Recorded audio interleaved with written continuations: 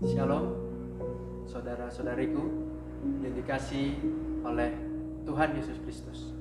Kembali lagi bersama Gereja Masih Advent hari ke-7 Jemaat Dusun Puro, yang dimana pada hari ini kita kembali lagi membahas pelajaran sekolah sahabat kita pada hari Rabu yang berjudul Kekuatan yang Tidak Terlihat di Tempat Kerja.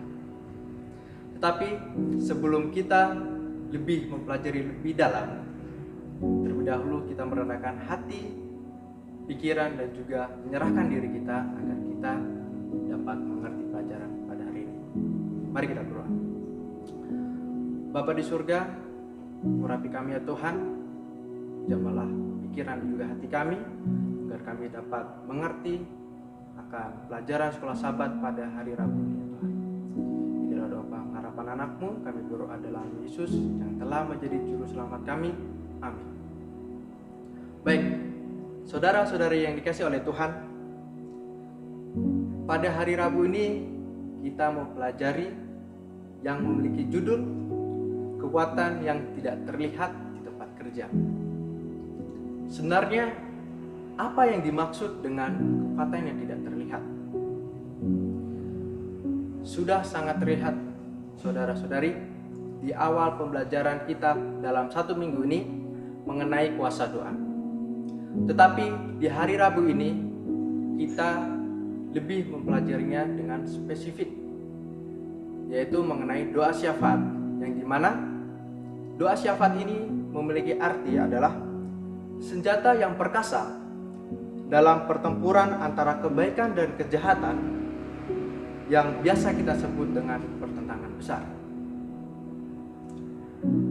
Ada satu hal yang menarik di dalam pelajaran hari Rabu ini, yang dimana kita dikenalkan kembali terhadap seorang Nabi Daniel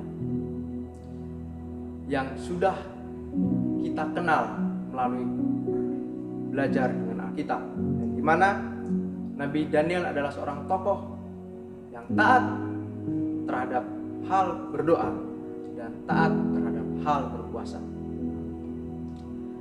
Lalu seperti apakah cerita yang dimaksud dalam pelajaran hari ini mengenai Nabi Daniel? Di sini dikatakan bahwa Daniel memiliki pergumulan yang sangat besar pada saat itu.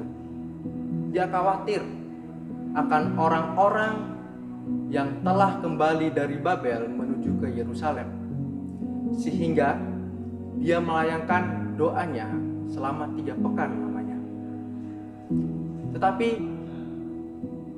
sepertinya tidak ada pengharapan, bahkan tidak ada perubahan sama sekali. Singkat cerita, Allah memberikan penglihatan terhadap Daniel yang putus asa pada saat itu, dan waktu itu sangat pas, sangat tepat, di mana Tuhan memberikan penglihatan terhadap Daniel sehingga Daniel dapat melihat seorang malaikat di tepi sungai Tigris pada saat itu. Seperti yang dikatakan di dalam Daniel 10 ayat 12, mengatakan bahwa janganlah takut, sebab telah didengarkan perkataanmu. Sejak hari pertama engkau berniat untuk mendapatkan pengertian dan untuk merendahkan dirimu di hadapan Allahmu, dan aku datang oleh karena perkataanmu. Bukankah ini sebuah pengharapan yang sangat besar di saat Daniel merasakan keputusasaan? Allah tidak pernah mengabaikan sedikit pun doa yang telah kita sampaikan. Bahkan kata per kata pun Tuhan mendengarkan. Allah telah bekerja dalam aspek-aspek lain dari peperangan dalam hidup Daniel, sehingga ia menjawab doanya. Ia mendengarkan setiap doa syafaat, meskipun kita harus menunggu jawabannya. Dan dalam arti kita diajarkan harus sebagai harus bisa menjadi sebagai manusia yang sabar akan menanti sebuah jawaban. Tuhan memberikan janji yang abadi, yang dimana Tuhan akan mendengarkan setiap permohonan-permohonan anak-anaknya. Lalu pelajaran apakah yang dapat kita ambil dari pelajaran hari Rabu ini?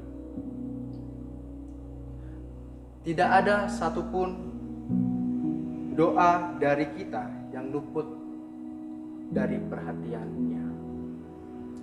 Maka dari itu, saudara-saudariku yang dikasihi oleh Tuhan, marilah kita menjadi seperti Daniel, yang dimana jangan mudah berputus asa dalam setiap pengharapan kita.